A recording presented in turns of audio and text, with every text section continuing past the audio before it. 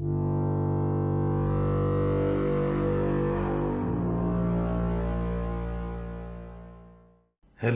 it's me, long time no see, and this is episode 108, long awaited.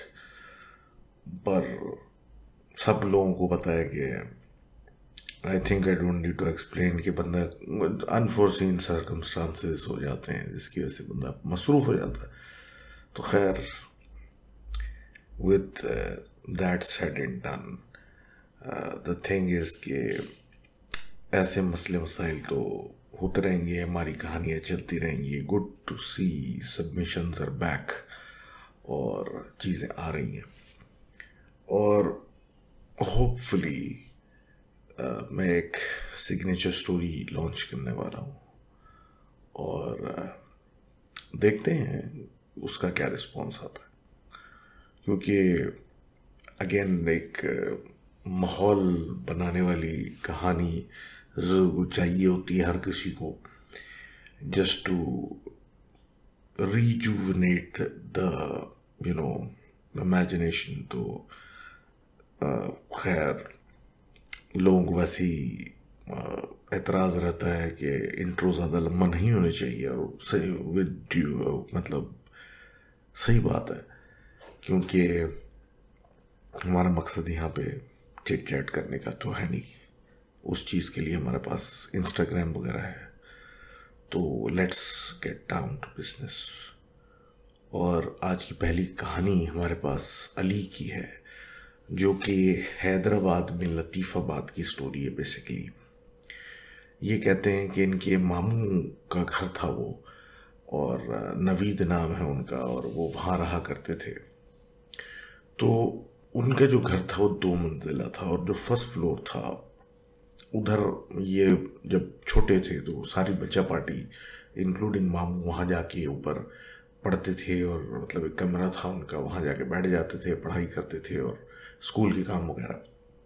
अब इनके मामू को एक आदत लग गई थी कि वो अपनी जो बेल्ट थी वो उतार के उसको गोल करके दीवार पे मारते थे, और उससे मतलब एक पटाखे टाइप की एक आवाज़ निकलती थी, और बस बचपन की शौक. तो वो इन हरकतों में पड़ गए थे. अब day in and day out ये उनका तो रोज़ाना का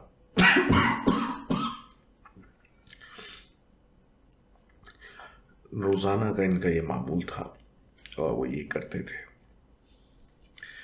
अब सिलसिला यूं हुआ कि एक दिन सारी बच्चा पार्टी जो थी वो स्कूल से आने के बाद किसी और काम में लग गई, अपने अपने किसी न किसी चीज़ में लग गई, और टाइम पास कर रही थी. तो ये उस कमरे में अकेले चले गए, और जाते ही जो इनकी आदत थी उसी तरीके से एक वो अपनी बेल्ट को एक लूप में बना के दीवार पे इन्हें मारना शुरू किया. तो ये कहते ही हैं कि एकदम से जिस दीवार पे ये मार रहे थे वहाँ पे एक शक्ल नमूदार हुई, और उस शक्ल ने इनको कहा कि अब मारो मुझे. और बड़े गुस्से से इनको देखा, और जब इन्होंने उस शक्ल को देखा तो इनकी मतलब हालत फना हो गई, और वहाँ से भागे और सीधा अपनी वालदा यानी इनकी नानी के पास पहुँचे, और उनको जो पूरा माजरा बताया तो बहुत शदीद गुस्सा हुई, और इनको पकड़ के लेके गई और बोला उस जगह कमरे में ले जाके कि माफ़ी मांगो और अल्लाह का शुक्र करो कि कुछ हुआ नहीं, वरना बहुत बुरा भी हो सकता था. और इन्होंने ये किया, और उसके बाद दोबारा ये हरकत नहीं की. तो thank you very much for sharing that story. और कॉज एंड इफेक्ट, इस सेशन का कुछ थीम ऐसा लग रहा है, कॉज एंड इफेक्ट के कुछ वजूहात की वजह से कुछ वजूहात हो रही हैं. तो अगले जो हमारे लिखने वाले हैं वो मेडिकल स्टूडेंट हैं, और अपना नाम नहीं बताना चाहते. ये बताते हैं कि ये एक यूनिवर्सिटी में जब थे, और वो बेसिकली हॉस्पिटल के साथ है, तो इनको एक टेम्परेरी हॉस्टल में रखा हुआ था, क्योंकि एक नया हॉस्टल बन रहा था उस वक्त, जो कि तैयार होके फिर इनको मिलता. तो ये मतलब कुछ अरसे वहाँ रहे और उसके बाद जब नए हॉस्टल में शिफ्ट हुए तो मतलब ये ऐसे टाइम पे शिफ्ट हुए कि एग्ज़ाम्स करीब थे, तो ज़्यादा कोई लड़के वहाँ मौजूद नहीं थे। तो ये कहते हैं कि कोई 8 लड़के एक उस बिल्डिंग में शिफ्ट हुए और एक फ्लोर था, और वो भी ये गालिबन फर्स्ट फ्लोर ही था। उसमें क्या कहते हैं एक लंबा कॉरिडोर था और उस कॉरिडोर के मतलब रूम्स बने हुए थे, और एंड में जो रूम्स थे वहाँ सारे लड़के शिफ्ट हो गए, दो दो बंदा पर रूम। तो अब ये कहते हैं कि ज़्यादातर रूम्स एम्प्टी थे और वहाँ यही लोग थे उस एरिया में, और क्योंकि 1 महीने बाद एग्ज़ाम्स थे और सर्दियाँ भी थी, तो बस एक तरीके का स्टडी मतलब हरकतें कम थी और स्टडीज़ ज़्यादा हो चुकी थी। तो सर्दियों में ये कहते हैं कि सबसे पहली बात ये इंसिडेंट ये हुआ कि सब मतलब ये अपने कमरे में बैठे हुए हैं और इनके साथ इनके रूममेट हैं और पढ़ाई कर रहे हैं कि एकदम से रात को किसी ने आके नॉक करना शुरू किया दरवाजे पे। अब इन्होंने एक दूसरे की तरफ देखा और फिर जाके दरवाज़ा खोल दिया कि इस रात, इतनी रात को कौन है, या हो सकता है किसी को कोई काम पड़ गया। बहरहाल खोला तो कोई भी नहीं था। इन्होंने सोचा कि कोई शरारत कर रहा है और इन्हें रफा दफा किया और अपने काम पे लग गए। इस बात को 2-3 दिन गुजर गए। सारे लड़के इकट्ठा बैठे हुए थे किसी बात पे, तो ये तस्करा जब छिड़ा कि नॉक किसने की थी रात में, तो वही बात हुई कि हम में से कोई नहीं था। फिर इस चीज़ को इग्नोर कर दिया गया कि भाई हो सकता है कि मतलब ये ऐसे इत्तेफाक। अब कुछ दिन गुजरे, फिर एक और लड़का आया, उसने बोला तुम में से कौन था जिसने मेरे कमरे में रात को नॉक किया। तो फिर वही बात कि हमें तो नहीं पता। अब ये सिलसिला ऐसा हुआ कि बारी बारी करके सबके कमरों पे किसी ने आके रात में खटखटाया, और एक दफ़ा नहीं कई दफ़ा खटखटाया, और जब भी कोई चेक करने जाता तो कोई ना मिलता। अब क्योंकि एग्ज़ाम्स करीब थे और अगेन वही सोच कि भाई हॉस्टल में प्रैक्टिकल जोकर्स तो बहुत होते हैं जो कि तफरीयाँ लेते हैं लोगों से इस तरह की हरकतें करके, तो इग्नोर किया। अब ये कहते हैं जी जो बराबर में कमरे खाली थे और खुले हुए थे, तो वहाँ दरवाज़ा खोल के अंदर बैठ जाते थे पढ़ाई करने के लिए अकेले, क्योंकि कौन जाहिर सी बात है शेयरिंग पे सारे रूम्स हैं, तो अक्सर ऐसा होता था कि अकेले बैठ जाते थे। अब एक चीज़ नोट इन्होंने की कि अब ये कमरे में बैठे हैं अकेले पढ़ रहे, फ़ैन चल रहा है, तो इनको कुछ याद आया कि कुछ रह गया मेरे कमरे में। तो ये उठे और जाके लेके आए, तो देखा कि पंखे वगैरह बंद हुए हैं और इस तरह की छोटी मोटी हरकतें होती थी, लेकिन इग्नोर करते थे ये सोच के कि अगेन कोई प्रैक्टिकल जोकर होगा जो कि तफरीह हमसे ले रहा है। अब ये कह रहे हैं कि एक रात सबसे आखिरी कमरे में सारे लड़के इकट्ठे बैठे थे, क्योंकि पिज़्ज़ाज मंगाए हुए थे और दरवाज़ा बंद था और ये अपना खा रहे थे कि सन्नाटे के अंदर रात को आवाज़ आई जैसे कॉरिडोर जो है उसमें कोई चहलकदमी कर रहा है। अब ये जो कि कहते हैं कि मैं और मेरे एक दोस्त बिल्कुल दरवाजे के करीब बैठे हुए थे, तो उन्होंने ये बोला कि भाई इस हॉस्टल का कोई चौकीदार भी नहीं है अभी, और ये चहलकदमी की आवाज़ आ रही है, तो अपने दरवाजे मेरे ख्याल है पता नहीं लॉक किए हैं तुम लोगों ने नहीं किए, क्योंकि कोई चोरी हो गई तो फिर किसको पकड़ेंगे जाके। तो बाहर निकले, क्योंकि जो फुट स्टेप्स थे वो बाकायदा पता लगे कि कोई चलता हुआ आया और इन्हीं के दरवाजे के बाहर आके रुका है। तो इन्होंने फ़ौरन दरवाज़ा खोला कि आखिर ये कौन है, तो वहाँ कोई भी नहीं था।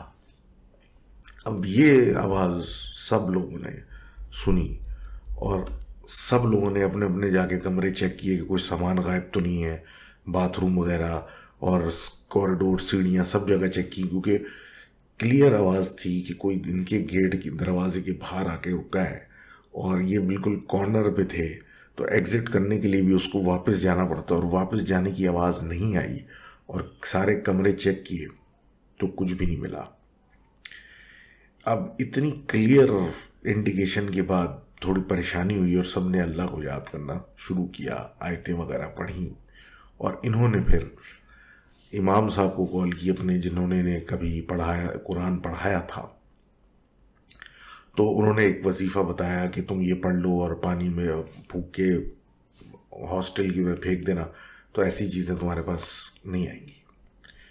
ये हरकत की, ये काम करने के बाद इन्होंने कुछ अरसे तक बकौल नहीं किए कि चीज़ें नॉर्मल रहीं। उसके बाद मुहर्रम शुरू हुआ और मुहर्रम की 10 की रात थी। ज़्यादातर लड़के अपने अपने घर गए हुए थे क्योंकि छुट्टी, और ये बात हो रही है कि अब नए लोग भी आ चुके हैं और एग्ज़ाम्स हो चुके हैं, तो ज़्यादातर लड़के अपने गए हुए थे छुट्टी लेके और अपने अपने घरों को गए हुए थे, और चंद लड़के मौजूद थे क्या कहते हैं हॉस्टल में। तो ये कहते हैं कि कुछ लड़के जो थे 2-3 वो छत पे गए हुए थे सिगरेट वगैरह पीने, कुछ लोग लड़के बाहर खाना खाने गए हुए थे, और ये इनके रूममेट और एक और साहब जो सामने वाले कमरे में रहते थे, ये एक साथ रात को कॉरिडोर में जब निकले तो उस कॉरिडोर में लाइट्स जल रही थी, लेकिन अब वो बाकायदा लाइट्स ऐसे फ्लिकर करने लगी जैसे कोई डिस्को है। बिल्कुल सन्नाटा था, कॉरिडोर में कोई आवाज़ नहीं थी, और वो जो जल बुझ लाइट्स का इफेक्ट आ रहा था वो ऐसा था कि इन लोगों ने फ़ौरन मोबाइल निकाल के वीडियो बना ली। जब वीडियो बनाई और तीनों लड़कों ने इकट्ठा बनाई, तो उसको जब प्लेबैक किया ऐसे ही खड़े खड़े, तो उन्होंने देखा कि वीडियो में थक थक थक करके के रिदम की एक आवाज़ आ रही है। अब इस रिदम को सुनने के बाद इनको थोड़ी सी परेशानी हुई, क्योंकि बाकायदा मोबाइल एक ऑडियो पिकअप कर रहा है और ये लोग सुन नहीं पा रहे, और तीनों के साथ सेम सिचुएशन कि इनकी कानों में कोई आवाज़ नहीं आ रही, पिन ड्रॉप साइलेंस है, लेकिन एक रिदम टाइप की आवाज़ एक आ रही है। इसी बात पे इनको फिर एक खौफ महसूस हुआ और इन्होंने जल्दी से आयतें वगैरह पढ़ी और भागे ऊपर छत की तरफ जहाँ बाकी लड़के खड़े हुए थे। वहाँ 2-3 लड़के पहले से मौजूद थे। वहाँ जब ये पहुँचे और ये स्टोरी सुनाई तो वहाँ की भी लाइट्स 10 से 20 से 30 सेकंड तक फ्लिकर करना शुरू हो गई। अब जब ये सब सिलसिला रुका, थोड़ी देर में इनको एहसास हुआ कि कुछ लड़के नीचे जो खाना खाने गए थे शायद वो आ गए हैं नीचे वाले फ्लोर पे, तो उनको आवाज़ देके इन्होंने ऊपर बुलाया जल्दी। अब ये 6-7 लड़के जब जमा हो गए और पूरी जब बात डिस्कस हुई तो काफ़ी डर लगा कि ये हो क्या रहा है यहाँ पे। तो सब ने सोचा कि अल्लाह को याद करते हुए हम अपने अपने कॉरिडोर में पहुँचते हैं, और जैसे ही ये अपने कॉरिडोर में पहुँचे तो वहाँ की लाइट्स बंद हो गई। कहते ये हैं कि इसके बाद इन्होंने फिर आयतें वगैरह पढ़ना शुरू की और बाहर चले गए, और बाहर जाके जो वजीफ़ा इन्होंने पहले पढ़ा था वो पढ़ना शुरू किया, और उसके बाद फिर चीज़ें नॉर्मल हुई और फिर कुछ ऐसा ना हुआ। इन्होंने अपने जब सीनियर से बाद में डिस्कस किया कि यार ये हो क्या रहा है, तो उन्होंने बताया कि ये बेसिकली न्यू हॉस्टल जो है हमारी कैजुअल्टी बिल्डिंग थी, जहाँ काफ़ी कैजुअल्टीज़ आया करते थे, और उस वार्ड के अंदर मतलब काफ़ी डेथ्स होती थी, तो बड़ा एक ख़तरनाक और गमगीन किस्म की वो जगह थी, जिसकी वजह से इसको ख़त्म करके असर नौ तो नहीं कह सकते, बस एक रेनोवेट करके एक हॉस्टल बना दिया। तो thank you very much for sharing that story. और आगे बात करते हैं, हमारे एक और दोस्त हैं जो बताना नहीं चाहते कि वो उनका नाम क्या है, जो ये बताते हैं कि मैं पहले इस्लामाबाद से पिंडी में रहता था, और ये पिंडी की 2015 की बात है, जो कि तकरीबन अक्टूबर या नवंबर के महीने की बात है। सर्दियां थीं और ये अपने कज़न के जो इनका घर है, बेसिकली इनका कज़न का घर, वहाँ पे ऐसी ही कुछ एक माहौल था, और मगरिब के बाद की बात है ये। वहाँ जो इनका कज़न का घर था उस मोहल्ले में, जिसका ये जिक्र नहीं कर रहे, उधर का ये सिलसिला था कि एक गाड़ी थी बहुत पुरानी, अक्सर आपने देखी होंगी शहर में कहीं ना कहीं खड़ी हुई होती हैं, फारिग कोई पुरानी गाड़ी, वाली वारिस जिसका कोई ना हो तो वो धूल चाट रही होती है। इसी तरह एक गाड़ी खड़ी हुई थी एक मकान के सामने, जो कि वो भी एक खाली मकान था, और उसकी इतना पुराना था समझे कि बाउंड्री वॉल्स उस मकान की इतनी छोटी थी कि अंदर नज़र आता था। अब उस गाड़ी के ऊपर बेसिकली बहुत बड़ा एक दरख्त था, और उस दरख्त के नीचे वो गाड़ी थी, और उस गाड़ी के बिल्कुल पीछे वो मकान था। शायद जो ओनर्स थे वो उस मकान के, उन्हीं की वो गाड़ी थी, और जिस तरह वो मकान खाली था उसी तरीके से ये गाड़ी भी ऐसे ही खड़ी हुई थी। अब ये कहते हैं ये कि ये अपने उस कज़न के बेसिकली तरफ आए हुए थे, और वहाँ इनको एक नए अपने दोस्त मिल गए। तो वो जो गाड़ी थी जो फालतू खड़ी हुई थी, उसके बोनट पे बैठ के ये अपने दोस्त से बात कर रहे थे।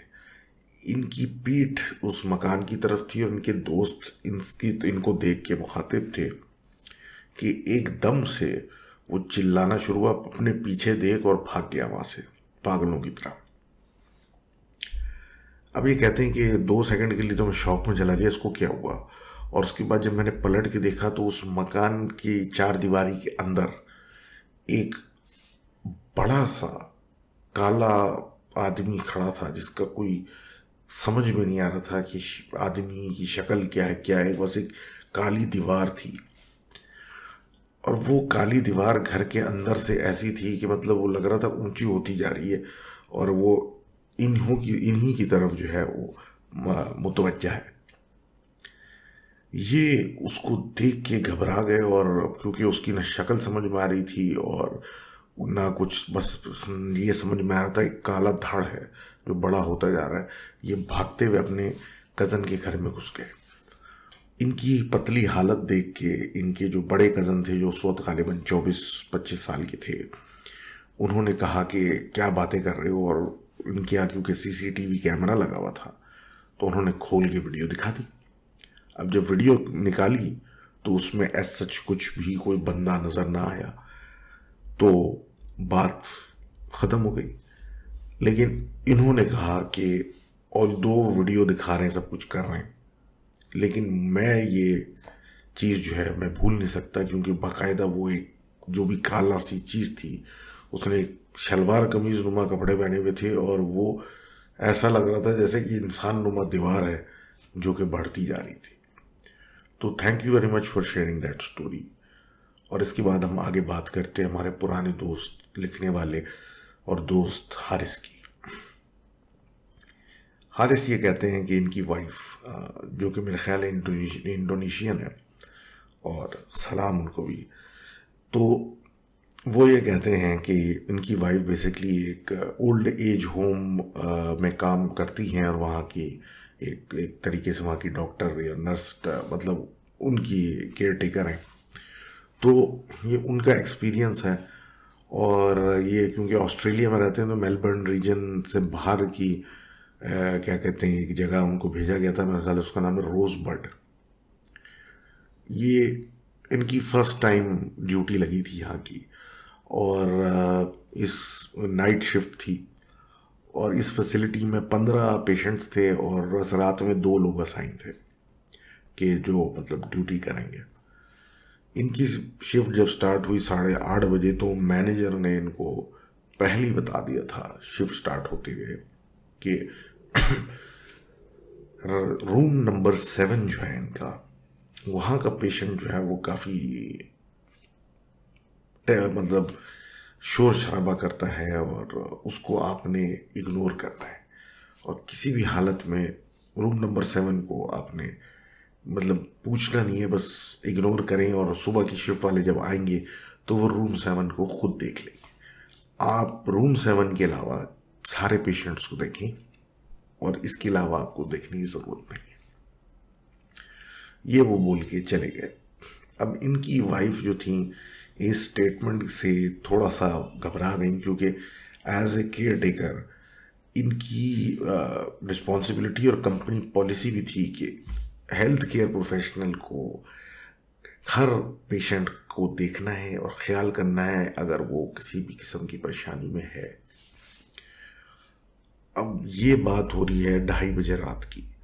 2:30 बजे रात ये कहती हैं कि एक स्क्रैचिंग साउंड आना शुरू हुई, जैसे कि कोई कॉरिडोर के अंदर किसी दीवार पे किसी चीज़ पे कुछ नाखून मार रहा है, कुछ स्क्रैच कर रहा है। अब इन्होंने वहाँ से ये जा रही थी तो इन्होंने उस जगह को चेक करने की कोशिश की, लेकिन उनको एग्जैक्ट लोकेशन समझ में नहीं आई कि आखिर ये खुरचने की आवाज़ आ कहाँ से रही है। अब ये रूम नंबर 10 के पास से जब गुजरी तो इनको एक आवाज़ आई जैसे रूम नंबर 7 में कोई गिरा है, और उसके बाद तकलीफ में उसने आवाज़ निकाली है और फिर खामोश हो गया। ये जब उन्होंने आवाज़ सुनी तो इनको परेशानी हुई, और ये अपने जो दूसरा इंचार्ज बैठा हुआ था उसको को वर्कर के पास ही पहुंची और उसको बताया कि भाई ऐसा ऐसा हुआ है, और मुझे लग रहा है कि रूम नंबर 7 के अंदर कोई पेशेंट जो है वो गिर गया है। उनके जो को वर्कर थे उन्होंने बड़ी एक अजीब सा एक्सप्रेशन दिया और कहा कि ऐसा कैसे हो सकता है, रूम 7 तो एक स्टोरेज एरिया है और उधर तो कोई है ही नहीं। तो जब इन्होंने कहा कि नहीं ऐसा है तो उसने दरवाज़ा खोलने से भी इनकार कर दिया, जो कि इनको बड़ा हैरान कुन लगा कि आखिर चेक करने में परेशानी क्या है। इसके बाद ये कहती हैं कि रूम नंबर 6 और रूम नंबर 8 को उन्होंने तफसीली चेक भी किया खुद जाके कि कहीं ऐसा तो नहीं है कि भाई अगर वो स्टोरेज एरिया है तो 6 या 8 में कोई कुछ हो गया, लेकिन वहाँ के पेशेंट्स वर परफेक्टली फाइन और उनको कोई इशू नहीं था। अब वो वहाँ जब शिफ्ट करती रहीं तो अजीब व गरीब आवाज़ें रूम नंबर 7 से रात भर आती रहीं, और जब उनकी कोवर्कर से बात करो तो वो कभी कोई जवाब ही नहीं देता था इस बात का, वो अजीब सी बात करता था। इवेंचुअली इन्होंने ये इग्नोर की, और उसके बाद जब शिफ्ट ख़त्म हुई तो इन्होंने कहा कि मैं इस फैसिलिटी में रात की शिफ्ट नहीं करना चाहती, और वहाँ से ट्रांसफ़र ले लिया। तो thank you very much for standing in this story, and yes it's a mystery कि इस कमरे में क्या था। लेकिन अगेन जिस तरीके से ये लोग इस सब्जेक्ट को अवॉइड कर रहे थे, तो कॉज एंड इफेक्ट कि मे बी उसको छेड़ना जो था उसका इफेक्ट बाद में सही ना होता। तो खैर thank you very much for sharing that story. अब बात करते हैं मिस्टर जे की, जो कि लिखते हैं कि ये तकरीबन 2.5 डेकेड्स यानी 25 साल से नॉर्थ नाज़िमाबाद में मुकीम थे और जॉइंट फैमिली में रहते थे, और उसके बाद ये लोग शिफ्ट हो गए कोई 4 साल पहले गुलशन मेमार। इनके चचा जो थे नॉर्थ नाज़िमाबाद में बेसिकली जो इस घर में रहते थे वो वहाँ रह गए थे। ये नॉर्थ नाज़िमाबाद में भी ये कहते हैं कि हम जहाँ रहते थे वहाँ से शिफ्ट करके दूसरी जगह गए थे 5 स्टार या ब्लॉक डी की तरफ, तो वहाँ से फिर ये शिफ्ट कर गए। और जिस घर में ये रहते थे तो वो एक पोर्शन जो था लैंडलॉर्ड का था, जो कि बंद रहता था क्योंकि वो थे नहीं और बाकी में ये थे। तो ये लोग जब शिफ्ट कर गए तो उसके बाद फिर कुछ इवन उस वक्त भी अजीब सी हरकतें शिफ्ट होने से पहले हो रही थी। वे कहते हैं मिसाल है कि एक पेंटिंग लटकानी थी उस मकान में, तो दीवार पे कील ठोकने तो कील को जितनी ज़ोर से भी मार लो घुस ही नहीं रही, और जब मुश्किल से उसको घुसेड़ दिया अंदर ठोक ठोक के तो वो ऐसे बाहर निकल गई जैसे स्प्रिंग लगी हुई थी दीवार में। और जैसे ही वो कील गिरी तो एक गुर्राने की आवाज़ आई जो कोई समझ में नहीं आया कि कहाँ से आई, और उसके बाद एक अंदाज़ा हुआ कि कोई मसला है। उसके बाद ये बताते हैं कि इनके कज़न बताते हैं कि हर रात उनके बेड पे कोई आता है जो कि इनका बेड हिलाता है और बैठ जाता है उस पर। लेकिन इनको इसलिए आदत होती जा रही है क्योंकि ये वो इनको कोई तकलीफ़ नहीं देता, लेकिन इस तरह की हरकतें करता है। इनकी जो बहन है कज़न की, यानी इनकी भी कज़न ही है बहन, तो उनको रात में स्लीप पैरालिसिस के अटैक्स होने शुरू हो गए हैं। और इनके एक और भाई हैं, वो रात में पैनिक अटैक्स होते हैं और चिल्लाते हुए उठते हैं रात में, जबकि पहले कभी ऐसा होता नहीं था। अब बकौल इनके के शिफ्ट होने के बाद गुलशन मेमार में इनकी स्टडीज़ थोड़ी सी सफ़र हो रही थी, तो इनके फादर ने सोचा कि इनको वापस मैं चचा के घर यानी नॉर्थ नाज़िमाबाद शिफ्ट कर देता हूँ, ताकि ये अपनी जो पढ़ाई में लैग कर रहा है ये वहाँ पे बैठ जाए और वहाँ पे ही पढ़े और चीज़ें बाकी बैक टू नॉर्मल हो जाए। तो कह रहे हैं वहाँ ये बजाते खुद इन्होंने फिर कुछ खुद देख लिया। अब लाइक ये कहते हैं कि मैं एक दिन नहा रहा था तो एक साया निकला और बाकायदा दीवार से आर पार होता चला गया और बस वॉशरूम से बाहर, और मैं लिटरली पागलों की तरह बाथरूम से निकला कि भाई ये क्या हुआ। और इसी तरीके से ये जिस कमरे में सोते थे तो उस कमरे में इनको आहिस्ता आहिस्ता एक प्रेजेंस फील होने लगी, जैसे कि कोई इनके साथ कि उस कमरे में है। और इनके साथ भी फिर ये सिलसिला शुरू हुआ कि ये जब बेड पे सो रहे होते थे तो कोई इनका आके बेड हिलाता था, और उसके बाद मैट्रेस पे वेट फील होती थी। अब जो ऊपर का पोर्शन खाली था, लैंडलॉर्ड्स जो गए हुए थे, तो उधर भी बाकायदा सामान हिलने जुलने की आवाज़ें रात में आती रहती थी अजीब किस्म की।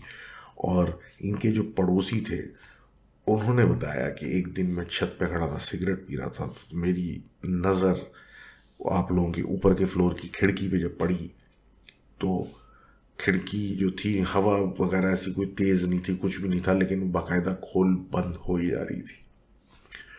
और जब मैंने उस खिड़की को नोटिस किया ये होते हुए तो वो ज़्यादा तेज़ी से खोल बंद होना शुरू हुई, जबकि ऐसी हवा ही नहीं थी कि ऐसा कुछ हो। तो मुझे उसको देख के अंदाज़ा हुआ और फिर मैं वहाँ से भाग गया। अब ये कहते हैं ये स्टोरी सुनने के बाद इनको रात में आवाज़ें आने लगीं जैसे कोई विस्पर्स या मम्बलिंग कर रहा है, और वो ज़बान ऐसी होती है कि समझ में ना आए वो बोल क्या रहे हैं, लेकिन एक रात में आने लगी। एक रात कुछ ऐसी तेज़ आवाज़ आने लगी कि इनको लगा कि कमरे के बाहर इनके अंकल या चचा जो है वो बैठ के टीवी देख रहे हैं, और ये उठ के गए उनको बोलने के लिए कि चचा थोड़ी सी आवाज़ कम कर दें। तो देखा कि वहाँ कोई भी नहीं था और इनके चचा आराम से पहले कब से सो रहे हैं। जब ये वापस कमरे में अपने गए तो जो वो कुसर पुसर की आवाज़ें आनी थी वो अब इतनी तेज़ी से बाहर से आने लगी उस जगह से कि ये खुद परेशान हो गए कि ये हो क्या रहा है। अब कहते हैं इसके बाद मैं तो निकल गया वापस अपने घर गुलशने में मार। अब इनके कज़न बताते हैं कि उसके बाद भी कुछ कमी नहीं आई, क्योंकि ये जैसे रात को एक दिन उठे, कभी कभी सोते में बंदा उठता है वॉशरूम जाने के लिए, तो गए तो देखा कि जब वॉशरूम की तरफ गए तो वॉशरूम में से एक साहब बाहर निकले जो कि ऊपर से नीचे तक ब्लैक थे, और उनकी आंखें जो थी एक काली स्लेट की तरह ऐसी ऐसी थी। और इन्होंने उसको देख के ये डर से रुक तो गए, लेकिन उसने इनको नोटिस नहीं किया। और जब उसने इनको नोटिस किया वो तेज़ी से इनकी तरफ आने लगा मुस्कुराता हुआ, तो ये रास्ते से उसके हट गए और वो बाकायदा दीवार और ग्रिल से आर पार होता चला गया। कहते हैं जी इवेंचुअली इन हरकतों की वजह से उस मकान को छोड़ना पड़ा, और लैंडलॉर्ड जब वापस आ गए और सुना है कि रेनोवेशन करके दोबारा किराए पे दे दिया। Thank you very much for sharing that story mister जय। और आगे बात करते हैं हमारे दोस्त अलैन से, हैं फैसल साहब। फैसल साहब जो है बेसिकली खुजदार के रहने वाले हैं बलूचिस्तान में, और ये क्या कहते हैं इस साल मार्च के अंदर ये खुजदार आए थे।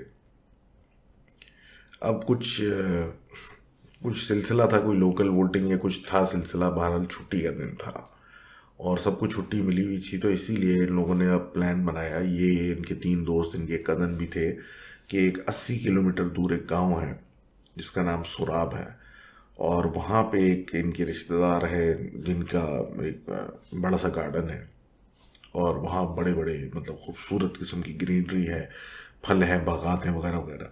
तो वहाँ जाके हम क्यों ना टाइम स्पेंड करें। तो ये अपने दोस्तों के साथ वहाँ निकल पड़े और वहाँ जाके बड़ा खूबसूरत मंजर इन्हें देखा। बड़ी खूबसूरत सी बनी हुई जगह थी और हर किस्म के फल वाले फ्रूट्स, मतलब फ्रूट्स बोल रहा हूँ, हर किस्म के फल वाले दरख्त और ग्रीनरी थी वहाँ। और वहाँ ये बस उसी चीज़ को देख रहे थे और एंजॉय कर रहे थे, एक तरीके की पिकनिक इनकी चल रही थी।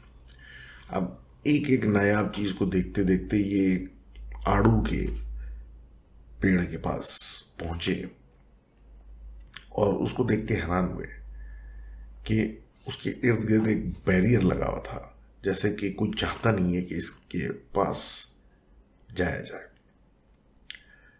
अब ये देख के बड़ी हैरत हुई कि मतलब ये क्या मतलब स्टोरी है।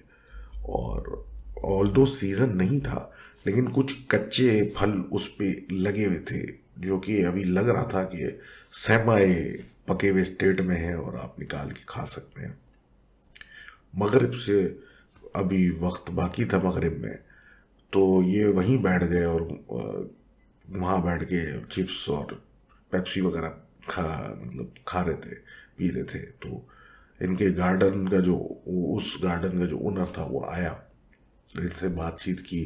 तो किसी ने सवाल किया कि आखिर सारे दरख्त खुले हैं और सारी चीज़ें खुली हुई हैं, इस पेड़ पे क्यों एक चार दीवारी लगी हुई है? तो उसने कहा कि इस पे बेसिकली हमने एक पॉइजन लगाया हुआ है ताकि इस पे कोई कीड़े ना लगें या कोई परिंदे इसको ख़राब ना करें। तो इस वजह से हमने इसको बाउंड्री लगाई हुई है ताकि कोई मतलब इसको हाथ ना लगे या कोई जानवर ना इसको तंग करे। अब ये बोल के वो थोड़ा सा आगे पीछे हुआ, तो आपस में दोस्तों ने बोला कि ये तो लग रहा है ऐसे कि हमारी वजह से बैरियर लगा कि हम इसको ना छेड़ें और उसके फल ना खाएं।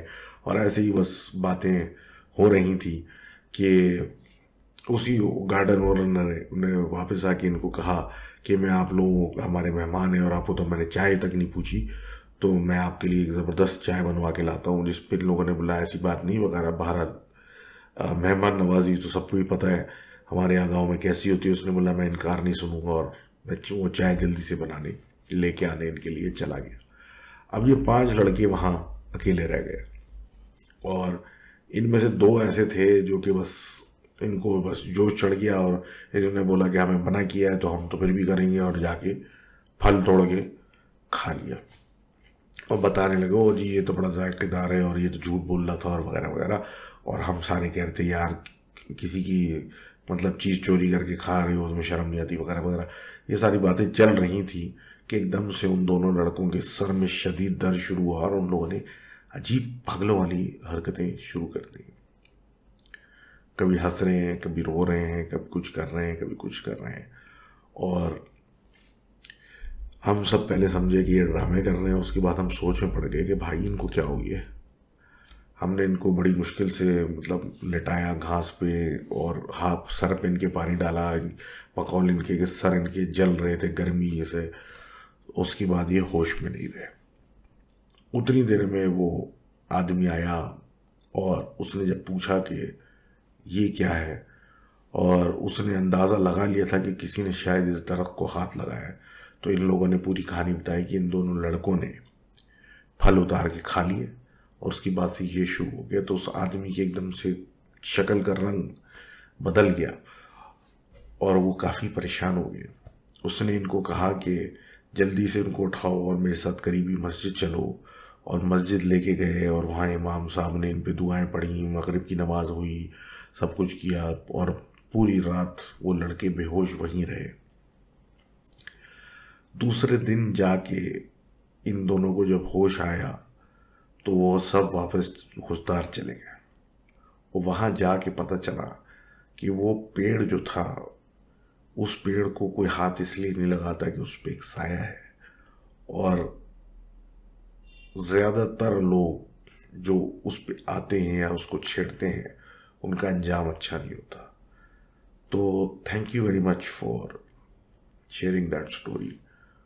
और वही बात जो मैं शुरू से कह रहा हूँ कि कुछ एक थीम इसकी ये चल रही है, कॉज एंड इफेक्ट, कि कभी कभार मस्ती करना जो है ना आपको नुकसानदेह पड़ जाती है। तो बहरहाल अगली बात करते हैं हम फायज़ा साहिबा की, जो कि अपने नाना की कहानी बताती हैं। और इसका सिलसिला थोड़ा डिफरेंट है क्योंकि एक स्टोरी कुछ यूं है कि इनके नाना गरीब, मतलब जिस तरह आपने देखे होंगे कि भाई वो गांव से कारीगर या काम करने के लिए लोग बुला लेते हैं और जो उनकी दुकान होती है या कुछ जगह होती है वहीं पे बस सोने की जगह भी दे देते हैं और वहीं पे रोक लेते हैं और इसी तरीके से वो वहाँ काम करते हैं, रहते भी हैं और पैसे जमा करके गाँव जाते हैं। इसी तरह का कुछ स्टेटस जो था वो इनके नाना का था। अब ये मिठाई की दुकान पे काम करते थे। एक सेकेंड।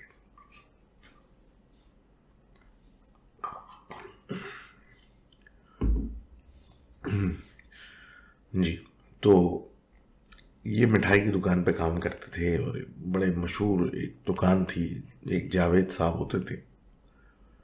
अब ये जगह नहीं बता रही, बहरहाल ये बता रही हैं कि बस एक छोटा शहर था और ज़्यादा बड़ा शहर नहीं था और ये करीबी गांव से वहाँ काम करने आए थे। जो जावेद साहब थे जिनकी दुकान थी, उनका ये कहना था कि दुकान जो है रात को 2-3 बजे से पहले आप बंद नहीं करेंगे।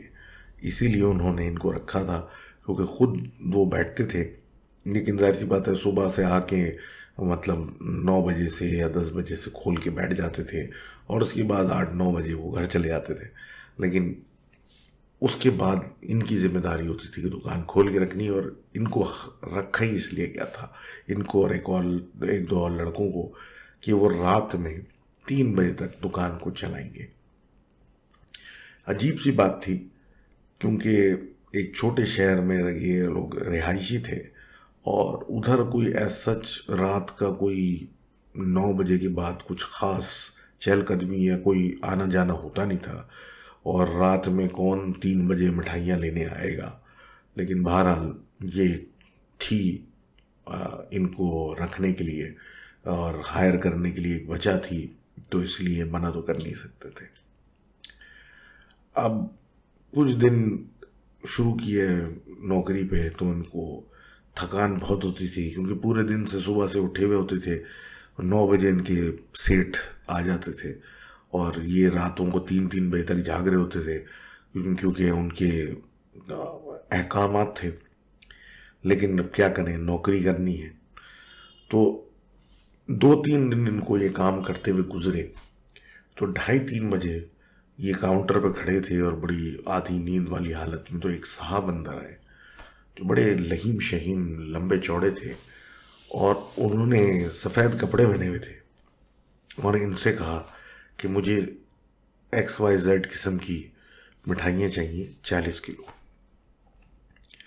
ये सुन के परेशान, 40 किलो मिठाइयाँ रात को 3 बजे के करीब, मतलब इन्होंने बहरहाल सोचा नहीं और लड़कों को बोला और जगाया कि भाई सामान जल्दी पैक करो और इनको रवाना करो।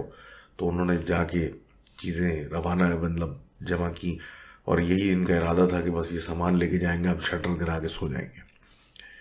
तो वही हुआ कि जब काउंटर पे इन्होंने वो रखे थैले, तो उस आदमी ने जेब में से एक काली पोटली निकाली और वो जाके टेबल पे रखी और एकदम से गायब हो गया। ये लोग हैरान हो गए कि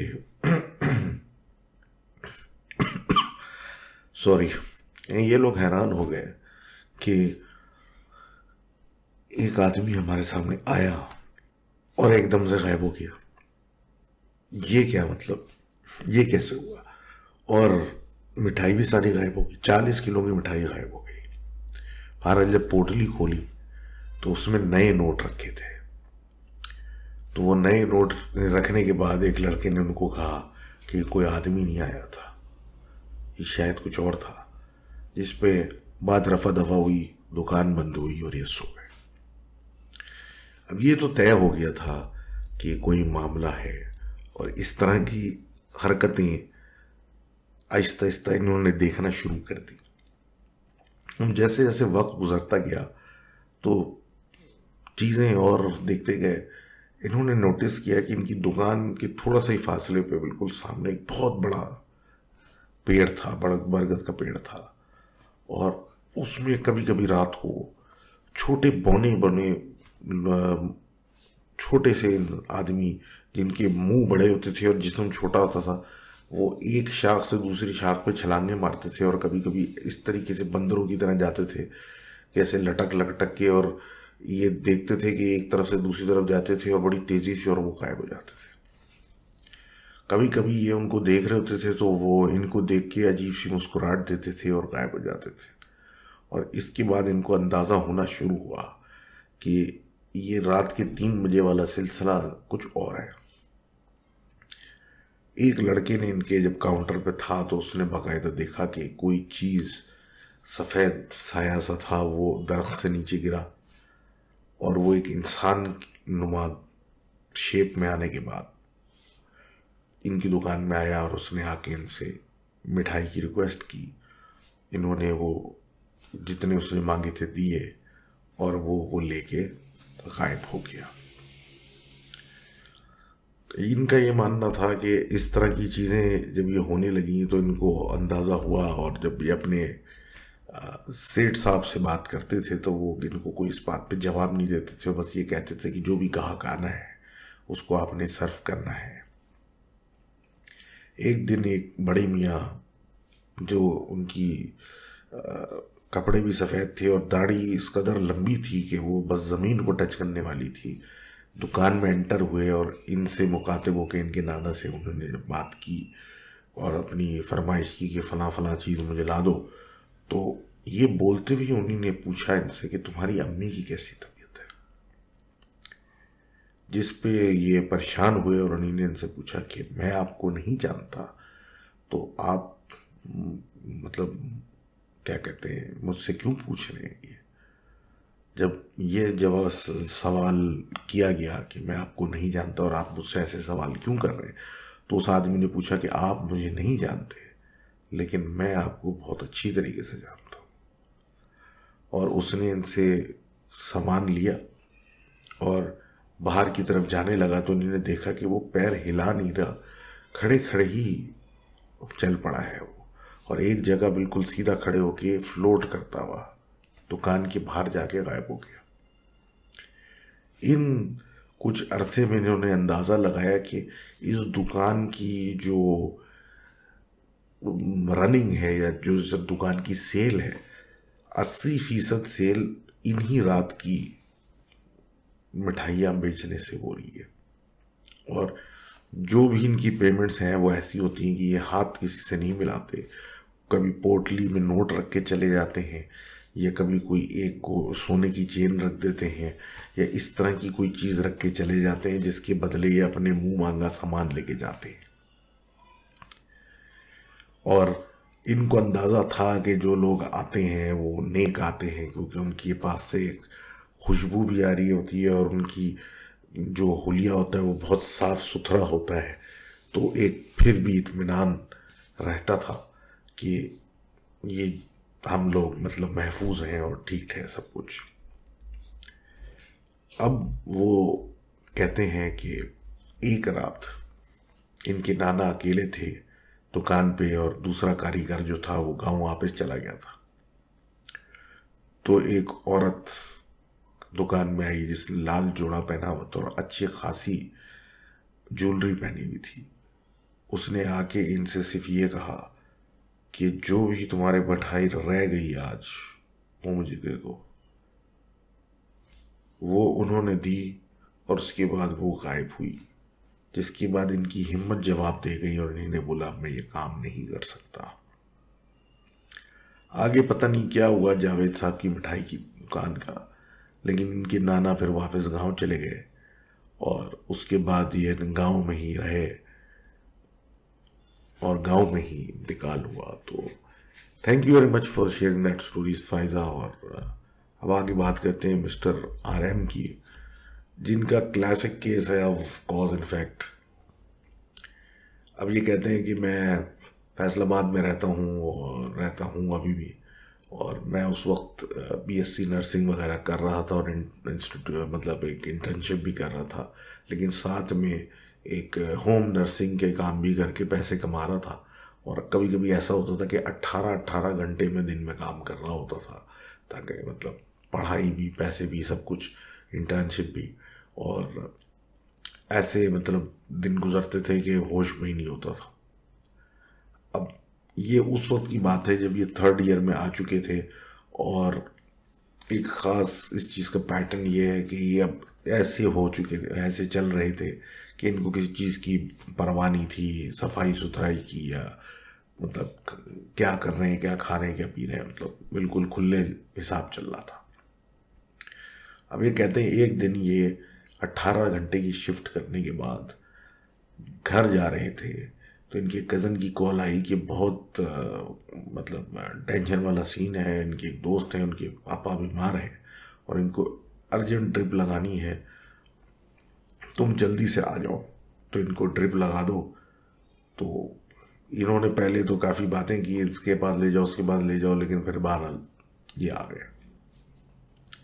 कहते उस दोस्त के घर ये पहले कभी नहीं आए थे, लेकिन अब जैसे ही उस घर में एंटर हुए तो एक अजीब सी कैफियत इन पे तारी हुई और भारी भारी फील होने लगा, वज़न इन पे आ गया। अब ये कहते हैं कि इन्होंने ध्यान नहीं दिया क्योंकि सख्त थके हुए थे और रात का टाइम था, तो इन्होंने अपने काम पे लग गए और ड्रिप वगैरह सेट करके लगा दी। तो इन्होंने देखा कि मतलब घर में और कोई नहीं है फ़िलहाल। मैंने अपने दोस्त वगैरह से पूछा कि तुम्हारे पास कुछ ड्रिंक वगैरह या करने के लिए कोई चीज़ है? तो क्योंकि इन मतलब एक जैसे लोगों को अट्रैक्ट करते हैं, तो जी थे उनके पास। तो इन्होंने बोला कि यार मैं बड़ा थक गया हूँ और मतलब गर्मी भी बहुत है, तो मैं पीना लेट्स हैव अ ड्रिंक। तो तीनों ने मतलब निकाली और बैठ गए। तो अजीब सा सिचुएशन था, गर्मी भी थी। तो इन्होंने कहा कि हम क्यों ना तुम्हारे घर की छत पे चलते हैं, हवा तो लगे थोड़ी सी। दोनों लड़कों ने मना किया पहले, और जिसका घर था उसने बहुत अजीब सा एक्सप्रेशन दिया, लेकिन बहरहाल इन्होंने काफ़ी फोर्स किया कि भाई तुम्हारे वालिद साहब तो सो रहे हैं, मतलब सो रही है, ड्रिप लगी हुई है तो हिल नहीं सकते, और हम ऊपर आराम से चुपके से जाएंगे और अपना जो चल रहा है मामला वो करेंगे, वापस नीचे आ जाएंगे, उतनी देर में फारिग हो जाएंगे, मैं चल पड़ूंगा। तो ये तीनों छत पे चले गए। छत पे जाके ये अपनी हार्ड ड्रिंक्स पीने लग गए। अब वहाँ पे अच्छी हवा चल रही थी और इन्होंने नोटिस किया कि छत के 2 पोर्शन बने हुए थे। एक तो रात का टाइम था तो क्लैरिटी इतनी नहीं थी, लेकिन एक तरफ छत की जो था वो 4 दीवारी खड़ी हुई थी और दूसरी तरफ नहीं थी, और मतलब खुली हवा पास हो रही। दूसरी तरफ जो था वो ऐसी 4 दीवारी बनी हुई कि मतलब हवा मतलब ऊपर से तो खुला है लेकिन दीवार एक खिंची हुई है। अब इन्होंने जब उस तरफ मतलब देखा तो कुछ खास सोचा नहीं और ये अपनी हरकतों में लगे हुए थे। अब ये कहते हैं कि ये ड्रंक भी थे और थके हुए थे, तो इनको पेशाब करने की हाजत हुई और ये उस तरफ जाने लग गए। मतलब कि मैंने इनको बोला मतलब कि क्या करने जा रहे हो, तो उन्होंने कहा कि पेशाब करना है। तो उसने बोला नीचे जाके कर लो। तो उसने बोला भाई मेरे से तो हिला ही नहीं जा रहा और मैं तो भाई यहीं बैठ रहा हूँ, मुझसे बर्दाश्त नहीं हो रहा। तो ये उस तरफ जाने लगे जहाँ दीवारें थी, तो इनके दोनों लोगों ने इनको कॉलर से बाकायदा पकड़ के पीछे खींचा, सख्ती से मना किया कि ये नहीं करना और उस तरफ जाना नहीं। जिसपे इन्होंने फिर एक अलग तंज मारा और कहा कि एक तो अपने काम से मुझे बुला लिया है, मैं इतना थका हूँ, ये वो और फलाना टमागा, तो मुझे कम से कम अगर ये भी नहीं करने दे रहे तो मुझे खाने को कुछ दो, ला के दो, मुझे भूख लग रही है, मैं 18 घंटे की ड्यूटी करके आए। इन दोनों लड़कों ने इनको फोर्स किया कि तुम जो हो हमारे साथ चलो, मार्केट में ही बीच में घर था, कहीं ना कहीं कुछ मिल जाएगा रात में तो हम खा लेंगे। जिस पे इन्होंने कहा कि नहीं, मैं अपनी ड्रिंक एंजॉय कर रहा हूँ खुली हवा में और मैं नहीं हिल रहा यहाँ से, तुम जाओ और कुछ लेके आओ। काफ़ी धक्कम-पेल के बाद वो दोनों लड़के फिर कुछ लेने चले गए और इनको बोला कि हिलना नहीं यहाँ से। उनके जाने के फ़ौरन बाद इनको कुछ सूझी, तो ये जो दीवार वाला एरिया था वो उस तरफ वापस चले गए, क्योंकि क्यूरियोसिटी भी थी कि आखिर ऐसा क्या यहाँ रखा हुआ है जिसके लिए मतलब मना कर रहे हैं मुझे जाने के लिए। तो उस तरफ गए तो वैसे ही कुछ नहीं था, तो इनको ऐसे ही ख्याल आ गया कि मैं बस जल्दी से दीवार में यहाँ पे कोने पे फारिग हो जाता हूँ। ये हरकत ये करने जा रहे थे तो अंधेरे में से इनको आवाज़ आई कि बेटा यहाँ नहीं करना, दूसरी जगह जाके कर लो। और दूसरा कोना का बोल के चुप हो गया। इन्होंने भी सोचा कुछ नहीं और दूसरे कोने में जाके फारिग हुए और वहाँ जाके खड़े हो गए जहाँ ये दोनों लड़के इनको छोड़ के गए थे। अब वो जो अंधेरे में से आवाज़ आई थी, उनसे इन्होंने बात करने की शुरू कर दी कोशिश, क्योंकि इनको लगा कि कोई और शख्स भी ऊपर इनके साथ बैठा है।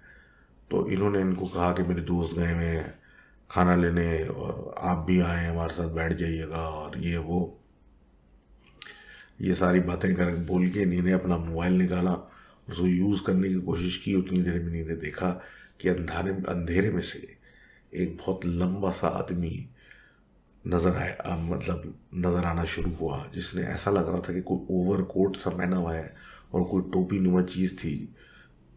जब वो करीब इनके आने लगा तो उसकी आंखें वगैरह कुछ नज़र नहीं आ रही थी और उसने सीधा इनके पास आके इनको ज़मीन पे लिटा दिया और सीने पे इनके मुक्के मारना शुरू कर दिया।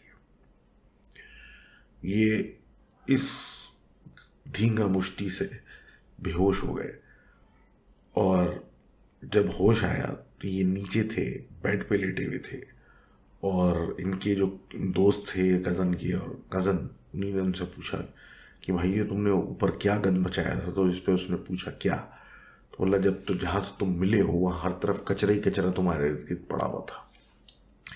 इन्होंने बोला मुझे नहीं पता, और क्योंकि सुबह हो चुकी थी नाश्ता वाश्ता इनको दिया गया और फिर इनके कज़न इनको ये क्या कहते हैं घर ले जाके पूछा कि भाई रात में क्या हुआ था। इन्होंने बताया कि तुम्हारे जाने के बाद मैंने ये क्या हरकत की, एक आदमी से मेरी बातचीत शुरू हुई और फिर वो आदमी अंधेरे से बाहर निकला, वो इतना लंबा चौड़ा था, पूरा काला था और उसकी शक्ल समझ में नहीं आ रही थी क्योंकि उसने कोई हैट पहनी हुई थी और ओवरकोट सा पहना हुआ था और उसने मुझे ज़मीन पे गिरा के सीने पे मारा और मैं बेहोश हो गया। जिसको सुनने के बाद इनके कज़न ने बोला कि चवल आदमी, असल में हम बताना नहीं चाह रहे थे लेकिन तुम अजीब हरकतें कर रहे थे और होश में नहीं थे कि उस घर में काले जादू के असरात हैं। जो पहले उधर रहते थे वो उस छत पे जाके कुछ किया करते थे जिसकी वजह से उस जगह के इर्द गिर्द उन्होंने दीवारें खड़ी कर दी थी कि नज़र ना आए वो कर क्या रहे हैं। और आज भी वहाँ पे एक दुआ रखवाई गई है ताकि कुछ सिलसिला ये सही हो। और इनके जो मेरे दोस्त के वालिद साहब थे वो उस एरिया में ऊपर गए थे जिसके बाद से वो बीमार पड़ गए और ये बात हो ही रही थी कि उसके दोस्त का फ़ोन आया और पता चला कि उसके वालिद की डेथ हो गई। ये सुन के इनकी हवा निकल गई और इनके साथ इनको एहसास हुआ कि कुछ अजीब अजीब हरकतें होना शुरू हो गई हैं।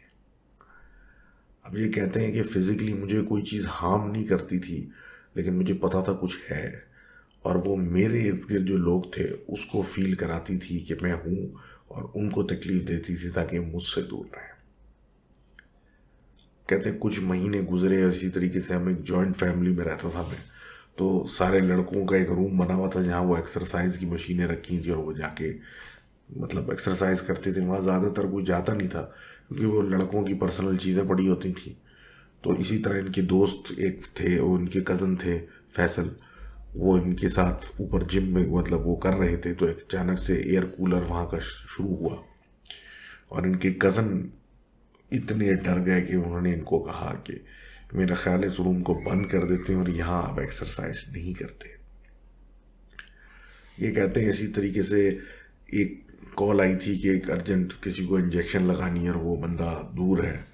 तो ये अपने कज़न फैसल को लेके बाइक पे निकल गए और उस पेशेंट को इंजेक्शन लगा के जब ये वापस आ रहे थे तो फैसल बाइक चला रहा था और सर्दी क्योंकि काफ़ी थी तो स्लो बाइक चला रहे थे क्योंकि हाथों पे मुंह पे हर जगह हवा लग रही थी तो तकलीफ़ हो रही थी, इतनी ठंड थी। तो आराम आराम से जा रहे थे कि रास्ते में इन्होंने नोट किया कि एक कुत्ता नज़र आना शुरू हुआ। अब ये जा रहे हैं और वो कुत्ता आते आते और ये अपने कज़न को कह भी रहे हैं लेकिन वो बाकायदा कुत्ता आके इनकी आगे फ्रंट व्हील में घुस गया बाइक की और ये गिर गए। ऑल्दो बहुत स्लो बाइक चला रहे थे लेकिन उसके बावजूद भी गिर गए गिरने के बाद इन्हें तो कुछ भी नहीं हुआ, उठ के अपने आप को झाड़ा वाड़ा, और जब कज़न को देखा फैसल को, तो उसका मुंह कटा हुआ, उसके हाथ सूजे हुए, मतलब अच्छी खासी उसको चोट लगी हुई, और जो कुत्ता आके टायर में घुसा था उसका कोई नाम और निशान नहीं। ये उनको लेके गए सीधा सिविल हॉस्पिटल, और वहाँ जाके मतलब अच्छी खासी चोट उसको लगनी थी, तो उसको इंजेक्शन वगैरह लगाया, उसका इलाज विलाज किया, और फिर इनको एहसास हुआ कि इनके साथ कुछ गलत हो रहा है, और ये जो इनके इर्द गिर्द के लोग हैं वो काफ़ी ख़तरे में हैं। ये कहते हैं उसके बाद नो ड्रिंक्स, कुछ भी नहीं, सब ख़त्म कर दिया। अल्लाह के मैं बहुत नज़दीक हो गया, और मैंने रोज़ाना मतलब इबादत करना शुरू कर दिया। अब ये कहते हैं कि सिचुएशन कुछ ऐसी है कि अब जैसे ये एक जगह नौकरी कर रहे हैं और आईसीयू में थे, तो 14 दिन की मतलब आईसीयू की ड्यूटी थी, तो वहाँ ज़रा इबादत को प्रॉपर रखना मुश्किल था, क्योंकि बड़े ख़तरनाक किस्म के पेशेंट थे वहाँ पे, तो प्रेयर्स इनकी कम हो गई। तो एक दिन क्या हुआ, क्योंकि ऐसा ही होता था कि छोटे थे वहाँ, तो रात को अक्सर स्टाफ वाले सीनियर्स इनको कह देते थे कि तुम जाके सो जाओ, और सुबह 6 बजे उठ जाना, हम लोगों को तो रात जागने की आदत है, तो तुम जाके सुबह जल्दी उठ जाना और हमें जो है रिलीव कर देना। तो इसी तरीके से आईसीयू में ये ड्यूटी करते थे, तो उस आईसीयू के बराबर में एक कोविड-19 वार्ड था, जो कि अब खाली था, और कोई पेशेंट्स वहाँ नहीं थे, तो बंद पड़ा हुआ था। कहते हैं जी कि एक दिन इसी तरीके से मैं कोई बड़े टफ दिन गुजरा, और जल्दी सो नहीं सके। रात को 2:30-3 बजे मैं फिर हिम्मत हार के वहाँ से बोल के लोगों को बोला कि मैं जा रहा हूँ सोने, और मैं सुबह आपसे मुलाकात होगी। तो मैं जब निकला बाहर, तो मुझे आवाज़ें आना शुरू हुई, और मैं उस कोविड वार्ड में मुझे लगा कि शायद कोई पेशेंट्स वगैरह आ गए। तो मुझे एक हैरत हुई कि अब मतलब इधर किस मतलब कौन पेशेंट्स को लेके आए इधर, जो मतलब मूव इन करा रहे हैं। तो इन्होंने अपने मास्क वगैरह पहनी और ये अंदर चले गए। तो एक दरवाज़ा था, दरवाजे के अंदर मस्जिद दरवाजे थे ये, तो वहाँ से जब एंटर हुए तो शोर शराबे की आवाज़ें आ रही थी, और ये इधर उधर देखते वे जा रहे थे, लेकिन इनको कुछ नज़र नहीं आ रहा था। इनको एहसास हो रहा था कि मैं शायद थका हूँ, तो इस वजह से मैं जो हूँ क्या कहते हैं आवाज़ सुन रहा हूँ। तो इनको फिर अपने सीनियर्स की चिल्लाने की आवाज़ें आने लगी कि आरएम तुम बाहर निकलो, वहाँ क्या कर रहे हो, जल्दी आओ। तो ये फिर भागते हुए बाहर निकले।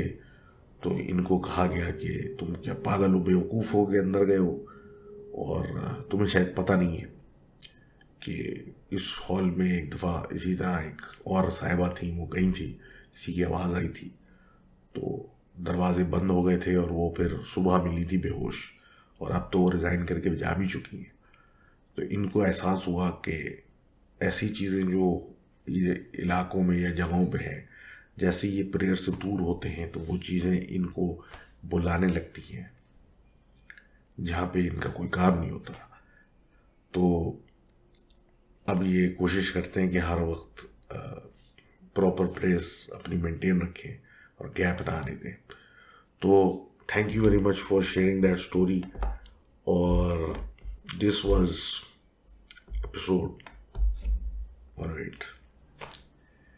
I hope you enjoyed it, and again I'm waiting for submissions from you guys. You guys will send me emails, I will read them, and I'll share those emails with you.